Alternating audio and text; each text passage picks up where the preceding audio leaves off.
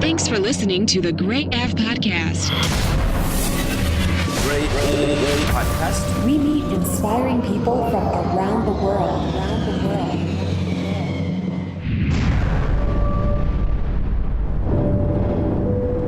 Ladies and gentlemen, we are preparing to make our final descent into the Gray Avenue. The local time is what it is, and the temperature is good degrees. This is where curious minds, entrepreneurs, daredevils, hustlers, and problem solvers converge. On your left is the world of productivity and success, home of the unicorns themselves. For your safety and comfort, please remain seated with your seatbelt fastened until the captain turns off the fasten seatbelt sign. On behalf of the entire crew, I'd like to thank you for listening to the Gray Av Podcast. We are also on iTunes, SoundCloud, and Stitcher Radio. Rate and write us a review. You can also download each episode on www.grayjabesi.com. Enjoy the show. Hey guys, what's up? How's it going? My name is Gray, and this is another episode of the Gray F Podcast. It's a Saturday afternoon as I'm recording this, a very calm and sunny day in Cape Town, which is awesome.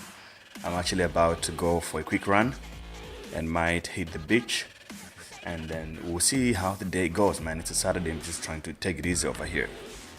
So we have an interesting episode today, and some of you have been actually requesting for this guy. I received a few emails about it, and finally we have it. So before we start, I'm actually looking at my podcast statistics. Pretty interesting. Top cities that listen to the Gray F Podcast. On number one, there's Cape Town. Yeah, that's really cool, Cape Town. Thank you. And on number two, we have San Francisco, California. And you know, for a very long time, most of my listeners have been from the San Francisco area for some reason. And I really appreciate that. And thanks to Cape Town for making it on top. Really appreciate it. Don't take it for granted. And Johannesburg at number three. Come on, Johannesburg. Come on, Johannesburg. You're supposed to be on top of the radar, because I was there just like 2 weeks ago. Come on, Joburg.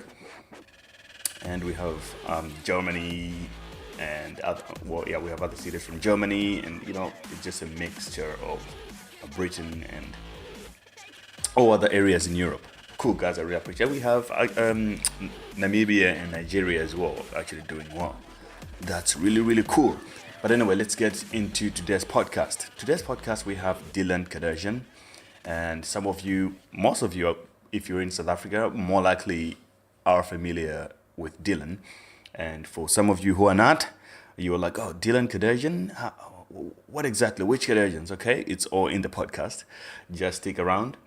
But Dylan rose to fame after some interactions with Nicki Minaj when he was only 17. It's a very interesting story.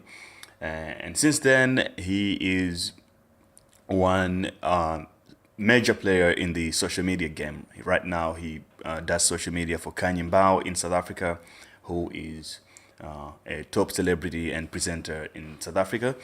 And he just finished building an app for Kanye, which is actually ranking on number one in South Africa at the moment.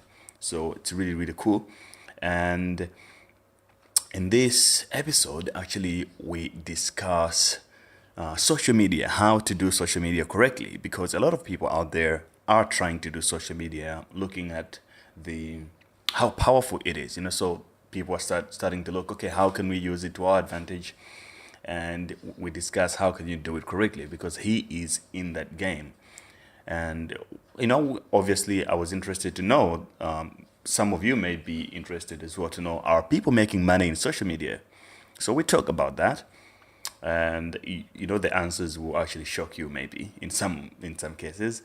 And what I like about Dylan, and what I learned mostly about his story, and just by listening to what he says, is to how to go head first. He goes head first into everything. He likes to create things, and then he goes hustle hard out there to get noticed. You know, for people that is looking for, he actually try to get them. So if you think about his story, it's more like he ends up working with people that he has always been a fan of. He is a fan, and he want really to get hold of that person who is the celebrity or any other type of person, and he managed to get that, which is a really interesting and an important skill for most people out there, including myself for my podcast.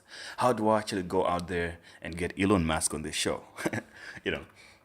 But anyway, guys, I hope you enjoy it, and remember to subscribe to this podcast and rate me on iTunes. Give us a 5-star; it helps a lot. Other than that, no, I live here. Like, my family moved here, so we now live here. And I was in uni, so I just finished. I was studying media production. So I am graduating on the 15th of November of September. Congrats, man. Where's going to be the party? In SA or in London? No, I'm not doing a party. Because I was doing media production, but they gave me an offer again. So I'm gonna do film and television production. So I'm gonna do that for 1 more year. Then for that graduation, maybe I'll party. Invite me to that one, eh? Yeah, like I'll have it here, then I'll come down there and I'll have it again. I live in Cape Town, so you might have to do it 3 times. One in London, one in Johannesburg, and one in Cape Town. Then one in Cape Town. Maybe Durban. No problem. I'll go for Cape Town. I've never been to Cape Town, actually. Really? Like, never. That is the one place that I think I'm left to visit in this world. Come on, Dylan. Now I'm taking off 4 points from you. No, but you see, Cape Town is not a place where you just go. You just wake up and go. I feel like Cape Town is so special. Like, if you want to go there, you really have to plan. It has to be proper. You're more of a slay. I mean, you can just come here and slay, take cool photos for Instagram and stuff. It's all the good shit. Yeah, but I can't come on my own. Now that I've got connections like you, then I can come to Cape Town. Sure, anytime, man. Cool. Look, man, I just like to see a lot of young black folks doing it right. And you're like one of the people that I respect, and I like what you do. Like, not just doing things, but like you do it right. You understand, as far as social media, you understand the technology, the business side of it, and everything else. Not just, there are a lot of folks doing social media out there, but it's more like, taking photos and just posting them on Instagram, selfies and shit. True. But like you actually do things right. I just saw in the news recently, like you launched an app recently, right? Yes. For Kanye. Yes. Cool, man. That's some good shit. I like seeing stuff like that. Thank you so much. It means a lot, because you don't come across people who actually tell you that what you're doing is good. Most of the time it's just people seeing it but not really saying anything to you. So when I hear it, it actually makes me feel like, wow, I'm doing something. Right. Yeah. It's some of these things are hard to see for most people, because people just read the news. They don't care about how things are done or anything like that. True. That's true. Mm-hmm. So just walk me into your story. Like, most of people know you as Dylan Kardashian. Yes. And are you married to the Kardashians? Are you brothers and sisters? What is it exactly? I'm a cousin. I'm a long lost cousin. Right. Okay, so when I first got on Instagram, it was, I think, like 2012, I think. Wait, was Instagram even there by the time? I don't know. But one day I came from school, and then I took a couple of pictures outside with my phone. I was still trying to take pictures and stuff. So I went on my Instagram, I changed it to Dylan Kardashian, because I felt like I wasn't getting any followers. Like, I was at like 50 or something. So I just, for me, I thought I was going to change it for, just a few hours to see what happens. So then I changed it. So with the pictures I had taken that day, it was in 2013. in October, I remember. And so I took some pictures, and then I found a picture of Nicki Minaj that she had posted on her Instagram. So I saw that it was the same pose as I had done on my picture. So, I went on this app, put the pictures together and made it one, and I posted it on Instagram. So I took a nap because I'm always napping all the time. Not a bad thing. So, well, sometimes. So I take a nap, and then I wake up around 7 p.m. and my phone was going off. Like, when I say going off, every second was a message coming through from everywhere. WhatsApp, Facebook, Instagram, Twitter, everywhere. So, only for me to find out that Nicki Minaj reposted the picture I posted. Oh. And she had reposted it in a way that people can see my username. So people were commenting, people were just saying, "Wow, you're so lucky." So I couldn't process all of that at that time. So I started to go through each and every name to say, okay, so this is what has happened now. So what's going to happen next? And then I made a video on YouTube, me reacting to this thing, because I was still in shock. So I saw that, yeah.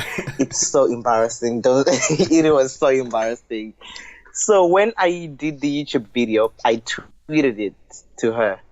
And then she retweeted it, which even made things even worse. Because now people from Twitter, they knew who Dylan Kardashian was. So that's how I just kept the names. Wow. Because then magazines and newspapers from here, I think there was one from France, they were doing stories about this whole thing. So it just blew up from there. And I kept it. Interesting.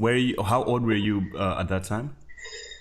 Ooh, 2013. I was 17. Oh, wow. Yeah. Wow. 17. So you were like the social media prodigy, eh? I guess we can put it like that. So then at that time as well in school, I was in high school, I think, or I was doing my A-levels. I was doing my A-levels. So I was doing media studies. So we were just, studying to learn about Photoshop, fireworks, and all this other stuff. So I just now started making, designs of anything. So if Nikki would post a picture, I'll take it, I'll edit it, do stuff with it. And she has been on my Instagram profile and she liked quite a few pictures. And one of the things that I made for her was the promo for her drink, the mixed Moscato. Mm-hmm. I made that and she reposted it on New Year's Day in 2014. So for me, that was like my opening to 2014. I just knew that, okay, this year is going to be good because it just opened with a bang. Because whenever I would make the design, I would put my Instagram name on the side so people would know that it's by me. And I've also made her a cover art for a single for one of the songs. I can't remember what it was. And she reposted that and she used that. So yeah, it's just been great. And speaking of my family, Kim Kardashian and Khloe Kardashian, they've been on my profile as well. They liked some pictures and commented, which was just amazing. Wow. Whenever you guys have a family reunion party, you can get me in just to take videos, then we can do Instagram stories. You don't have to just take videos. You can join us, You can join us. Man. We love people. Anytime, yeah. Right. So were you always interested in social media before? I was just a Nicki Minaj fan. I was not thinking of anything. Like, I never thought I would be here where I am today. But with that, I now, and because I was also doing media studies, I was just interested in creating stuff like videos, pictures, anything. That was my focus. So the social media just came. I would say it was a blessing. Because now I get people who ask, how did you do it? I'm like, I don't know. I don't know what to say. It happened. I just kept on pushing, Right. And yeah. One might ask though that how often, like, what are the chances for a celebrity to actually notice something that an outsider do? Because that's these people got millions of followers. Yes, and they are getting messages, mentions every single minute. I asked that question because I know that you work with Kanye, who is Yes. also like killing it on social media. She got how many followers? If it's hundreds of thousands. Yes. Well, oh my God, that is a good question. I think I would say consistency. If you are consistent, there's a chance that one of the stuff you post, out of 10, one of those, somebody's going to see it. And Right. if it's good enough, then they'll actually do something about it. Okay, so look, let's put this in the numbers. Kanye Bao has 853,000 followers as we 1,000. speak. Yes. Right? Uh-huh. Mm-hmm. 853,000 is a lot. I mean, what are That the odds is a that lot. she's getting messages right now? So, to get noticed, I don't know, man. The story with her, it's actually a funny story. So, as I said before, when Nikki reposted my work art for her drink, that was in 2014. And I could feel like, okay, this year is going to be amazing. So, when Kanye got her talk show, Catch It with Kanye, which was on ETV, I think they didn't have a graphic designer, because what she would do when the show is coming, like, she would go on her phone and go in the notes, and she would type out Catch It with Kanye on ETV at 5:30 p.m. So for me, because I always knew Kanye, but I've never met her before, I always knew her as this, larger than life character. So I'm thinking, wait, she doesn't have anyone to do this. So I was doing media studies at school. I went on Google, found a picture of her, and then I designed her a cover art for the talk show. So I knew that she wouldn't be able to see it because she gets a lot of messages and stuff. So I sent it in a group message with her and her boyfriend, Debucho. And he was the one that saw it because his followers were not that much, and you could just see stuff as they come through. So when he saw it, I think he called her. I don't know what he said to her, and she came in the messages, and she was like, "Oh my God, you are my king." So from there, I guess that's when we started working, because then she gave me a phone number, her email address, and then we started talking. And from there, we've just been going strong. Right.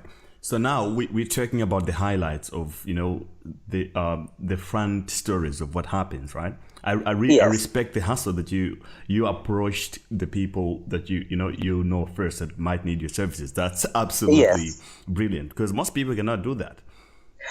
Exactly, because if you're not gonna approach somebody, they're not even gonna look your way. So you have to push, because you have to show that you want this, and you are also proving yourself of what you do. So if there was one thing that Kanye actually said, was that one thing that I've learned from you is that don't wait for things to come to you. Go take the things.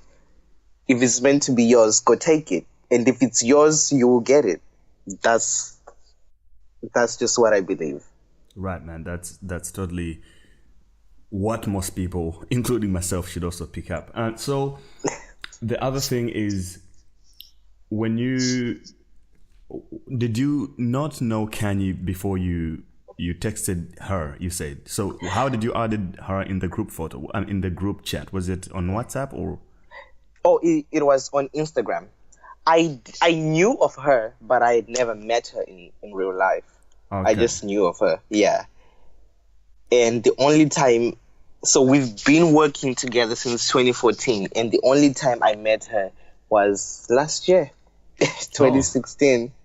Wow, so it was just like remote working together. Yes. Interesting. So, like, because when I created her website, that's when, we started doing the booking, started doing basically every single thing. And then I started managing the social media and then the whole brand, So that's just what we've been doing. Cool. So just walk me through into how you learned the skill sets, because there's web design that you do, there's brand management, and there's design, and you do video, and I guess you do social media strategy as well. How did you learn all these things all together?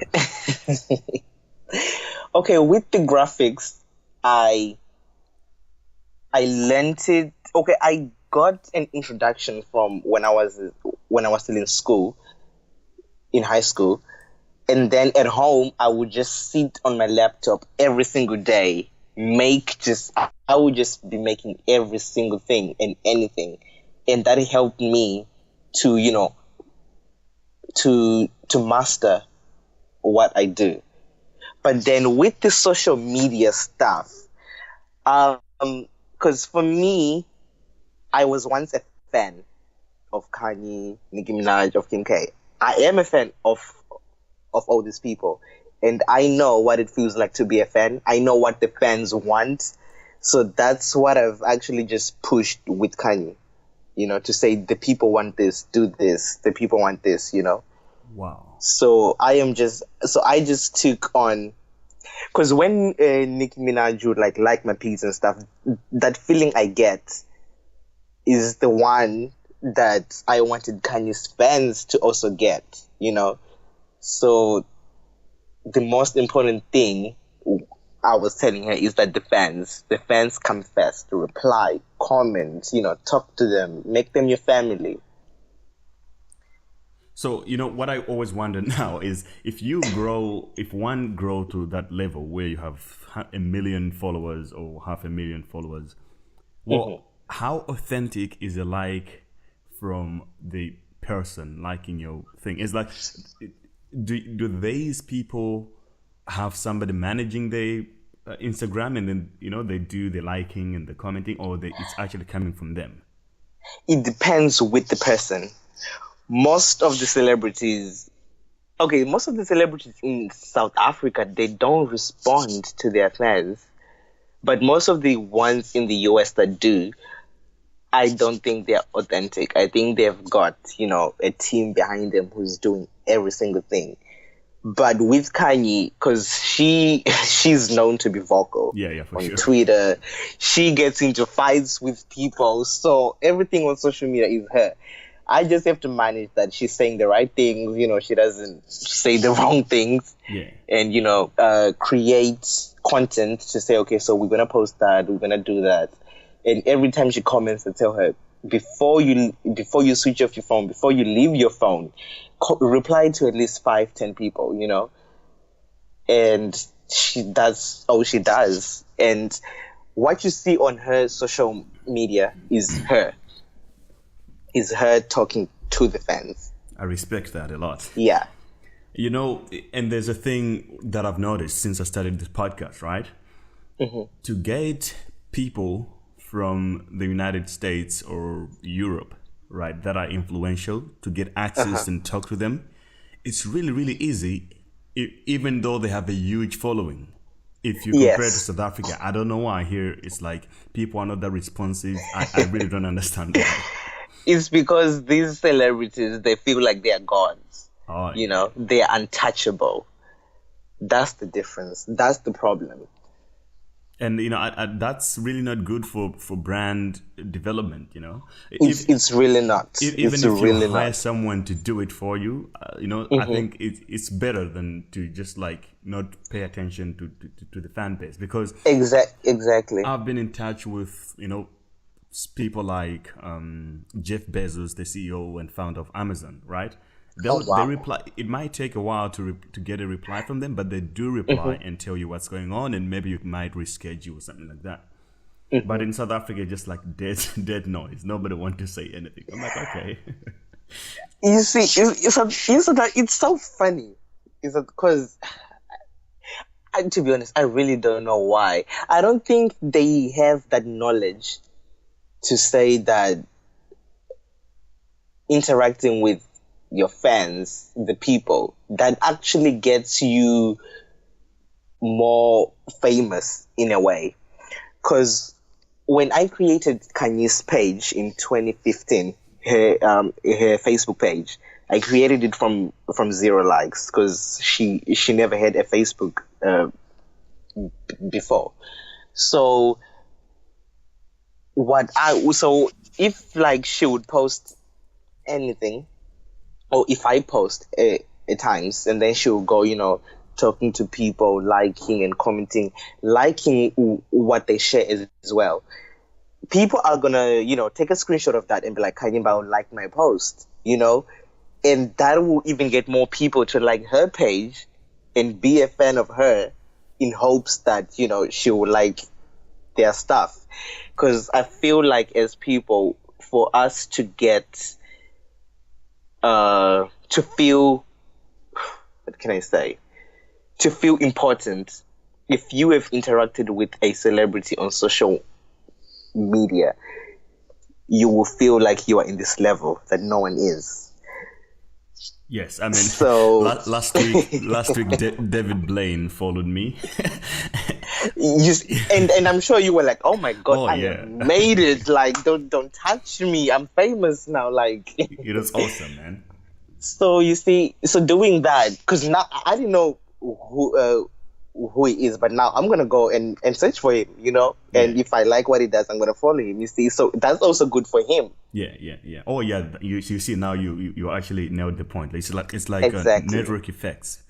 Yes, because you will definitely like what he does. He's one of the craziest magicians, dude. So he does a lot of. If you saw a video where a magician spilled out a frog from his mouth in front of Drake and David Chappelle and all these guys, he's that guy. Wait, that was him? Yeah.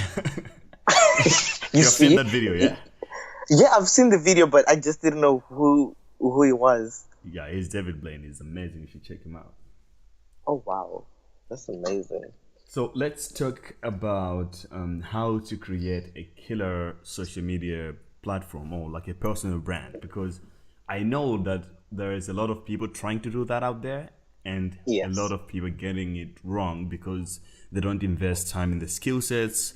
I don't know. It's like it's either dudes and girls are just taking photos out, selfies and friends and food and putting it out there. They don't think about the psychology of the people out there and what's going on. So it's like how to get it right. You have to know your brand. You have to know what kind of people are going to be interested in your brand, and you target those people. Because you cannot be a musician and trying to target football fans. It doesn't work like that. They're just gonna ignore you, So knowing who your audience is and knowing what their characteristics are, things that they will like, that is just it, to be honest. Right, so it's not. And then about also consistency, because so let's say you don't have a specific target or audience. If you are consistent with what you do, so let's say you just post crazy, wearing green, everything is green, the hair, the clothes and everything. If you stick with that, in the long run, you're gonna get people who actually connect with you, not because they also want to do what you do, but because they just find you interesting, because you have kept that over and over and over again. So be consistent. That is my thing. Right. So, because it seems like for girls, it's about flashing bikini bums on the beach. For guys, it's flexing muscles and, workout routines to get followers. And it doesn't seem to be working for most people. Some people, it doesn't work. And it's such a shame that you take off all your clothes and you pose for the Instagram and you don't get anything. You see, now that's sad. But if you know your people, then, and you also have to be creative, because social media is now. Things are constantly changing. Like right now, somebody's doing something. So you have to be in sync with the world. You have to be in sync with what's happening around you, because that is what's going to determine what you do, what you post, and what direction you take with your stuff. Right. And in terms of monetizing these platforms, like what are, say, specifically in South Africa right now, how does the monetizing work? Like, how are people getting cheese or money out of the social media game? They're not. Sad. I'm out right now. I'm out.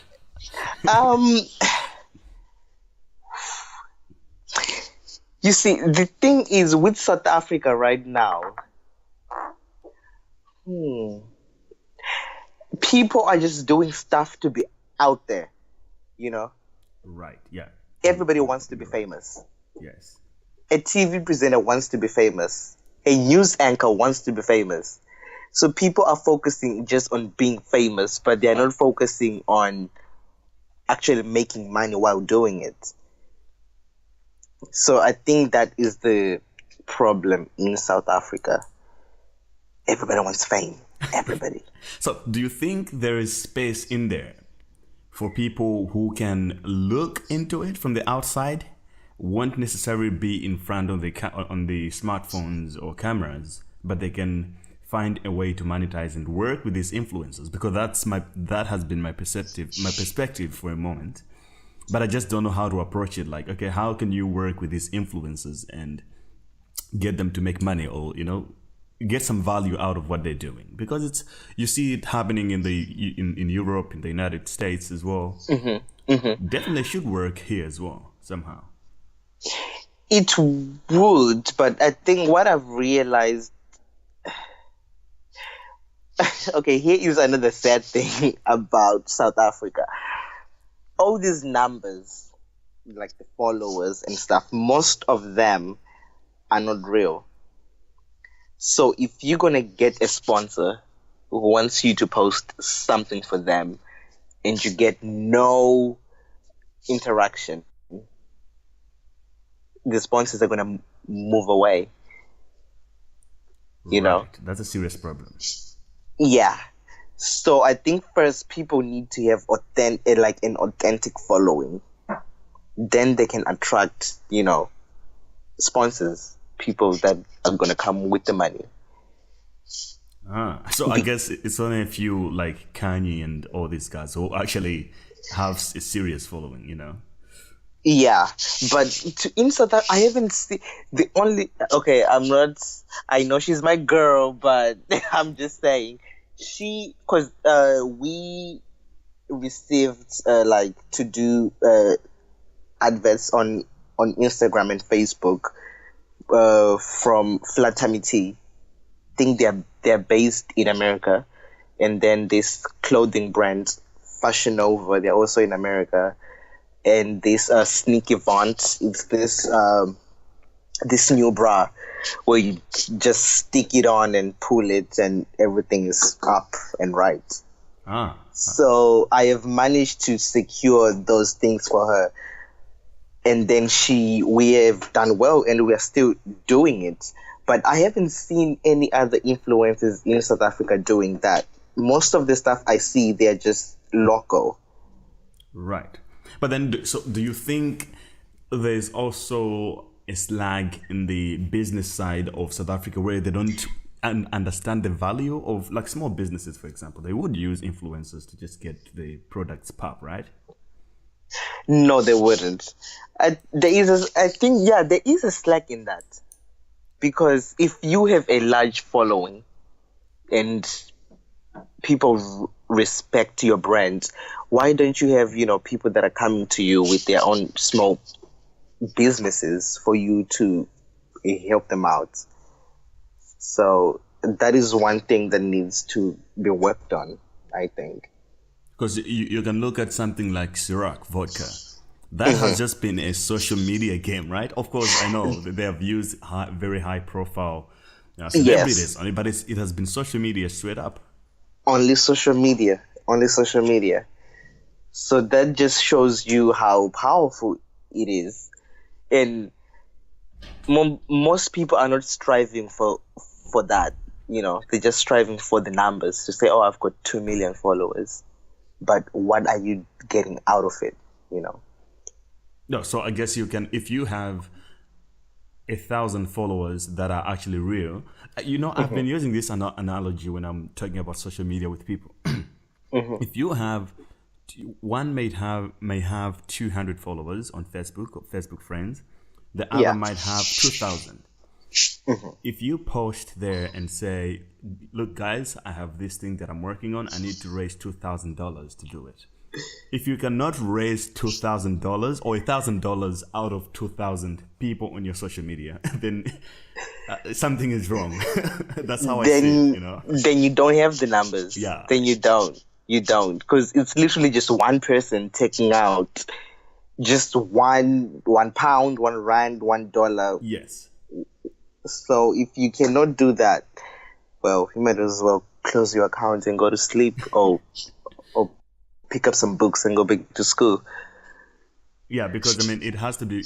I believe that a network should be valuable somehow. If you have a circle of 5 friends or 5,000 friends, there should definitely be a trade in somehow where you can also benefit from that. And this is where some brands in South Africa are getting it wrong, because they are looking for people with numbers, but they're not actually looking. They're not doing their research to say, is this person actually fit for our brand? Are the fans of this person and the fans of our brand going to engage? Brands are just looking at the numbers.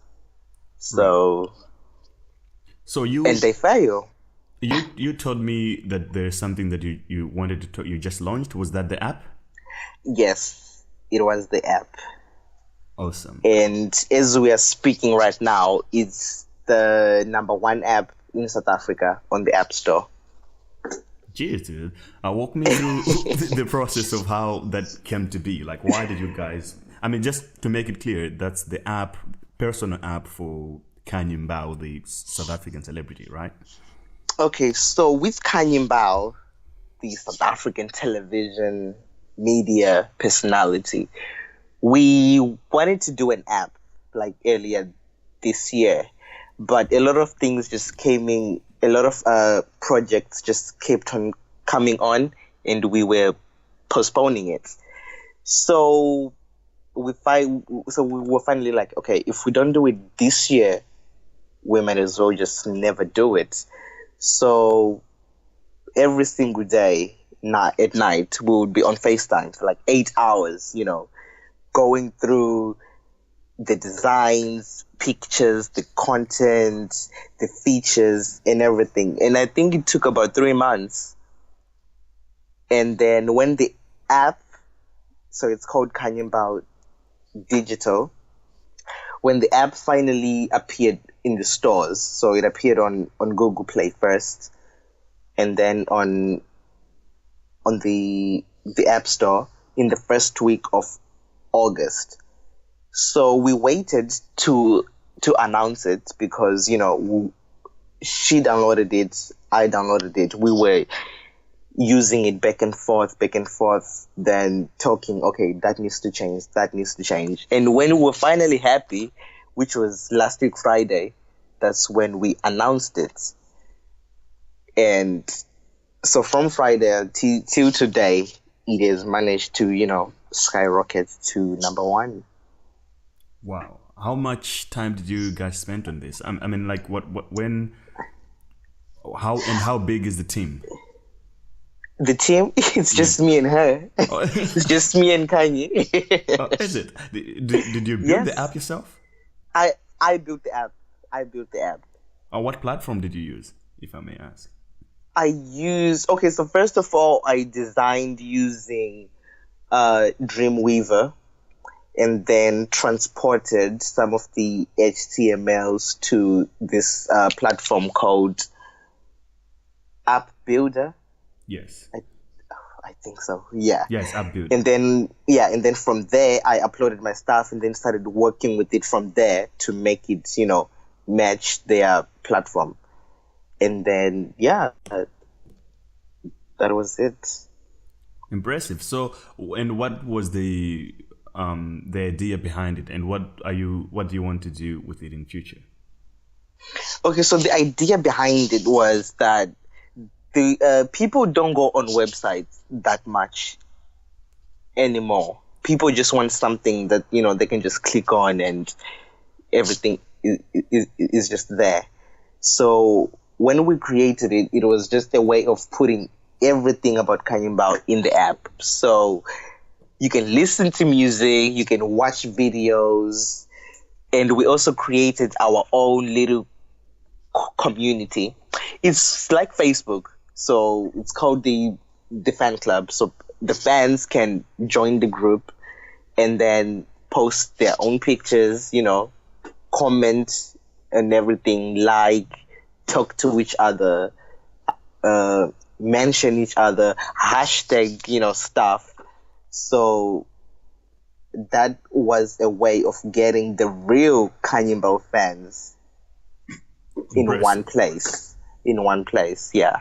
Because on Facebook or Instagram, you might have 1 million people following you, but not every single person of those are your true friends. So with this app, it's going to separate the people that are just looking and your true fans. And so far, it's looking good because, hey, we're number one. Interesting, man. So what's next for you before we finish off? What's next for me? And when are you back to South Africa? I'm coming back in December. I'm gonna spend Christmas there and then come and do the New Year here. And then end of September, I'll be starting my course for film and television production. And in between that, I'll still be, working with all this, the apps, the websites, social media, and stuff like that. And like, I don't know if you have, most people have a certain goal of what they want to be. Like, who do you want to end up as? I don't have any myself, so, but I like asking people that kind of question.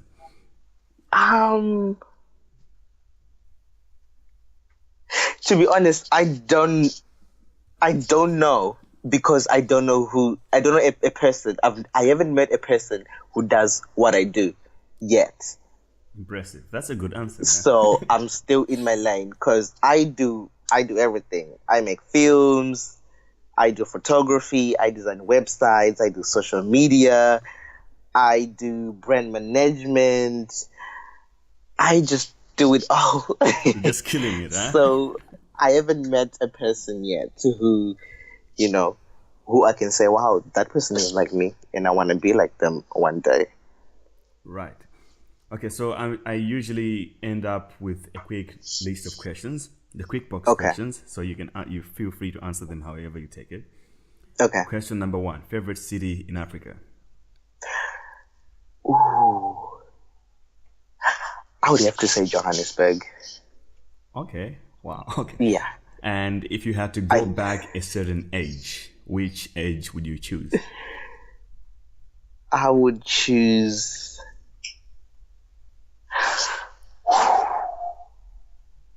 Wow. I would say Oh my God. I would say probably 10. What happened at 10? I don't know why. I don't know what happened at 10, but actually, you know what? I would say 6. Yeah, I would say 6. Because when I was 6, that's when my mom moved from Zimbabwe to England, and I spent 10 years without her. I was living with my sister and my dad. So I guess, yeah, I would want to go back to 6 to see if things can change. If she had stayed and, I grew up with her. Right. Yeah. And the most boring thing in the world for you?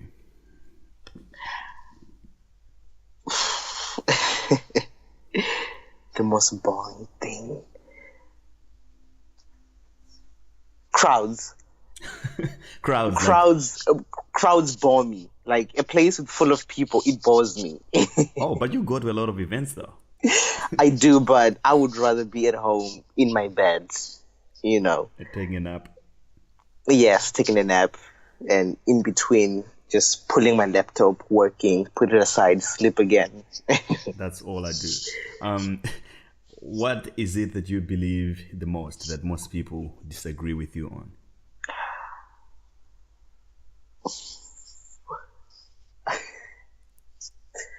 Wow, you're making me to think. What do I believe? I believe that not everything happens for a reason. All right. Do you want to elaborate? Yeah.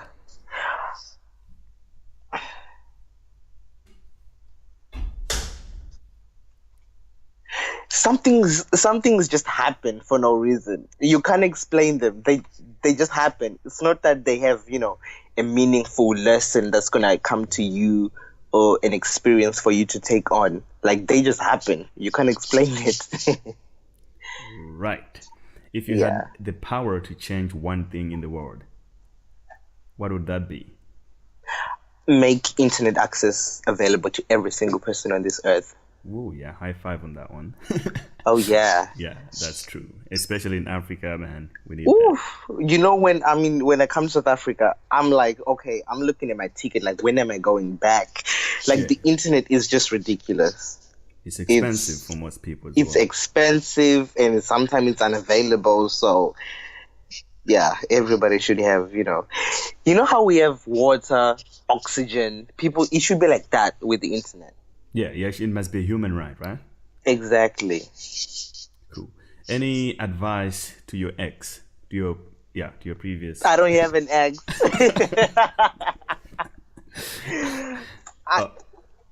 I don't have one yet. All right. Next question. Greatest regret of all time. Okay. But if I had one, I would tell them, you messed up. Look at me now. Oh, you can just play them this song. Look at me now. Exactly. Look at me now. And the last question is the greatest regret.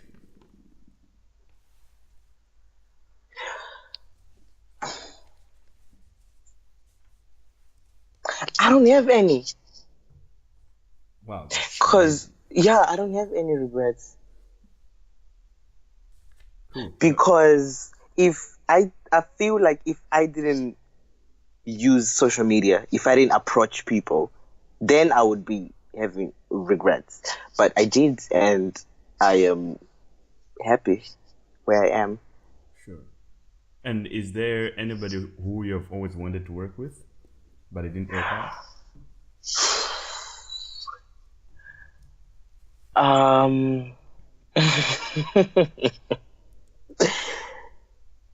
Right now, I can't think of anyone because Kanye is my baby. Like, she's my project.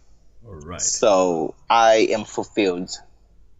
And you definitely get hit often with people trying to work with you because of that, right? Yes, I do.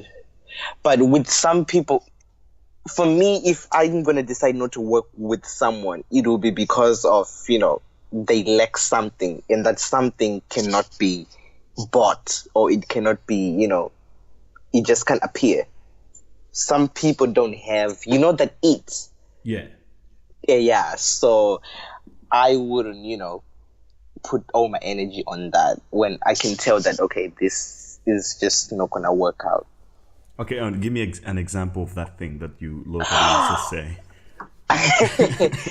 Okay, authenticity. A lot of people do not have that. And with Kanyimbao, she is so real. She's like so real, she is real to the core, and it's not a situation where I'm scared to tell her stuff because she's gonna get mad. No, I'm comfortable with her. I tell her, like, if she's messing up, like, no girl, that's not gonna work. Don't do that. And she's like, oh yeah, it's cool. But you with some people, their energy, it just gives you that vibe to say you can't even say anything wrong about them, which is why some celebrities, which I won't mention, are failing because they've got this persona that they're the greatest. They can't be at fault, because if you can't take criticism well, you might as well forget about a career. And that's it, guys. That was my conversation with Dylan. I hope you picked up something from that. And again, remember, this podcast comes out to you every week. I post an episode, mostly on Mondays. So to keep in touch and to get more podcasts like this, you just need to subscribe on iTunes, the Grey F Podcast, or on SoundCloud. You can also do it on my website, which is greyjabesi.com, GREYJABESI.com. And you can as well follow Dylan on social media. Obviously, just punch his name in there and I'll put the links in the description. Again, I'll see you on the next one. Cheers.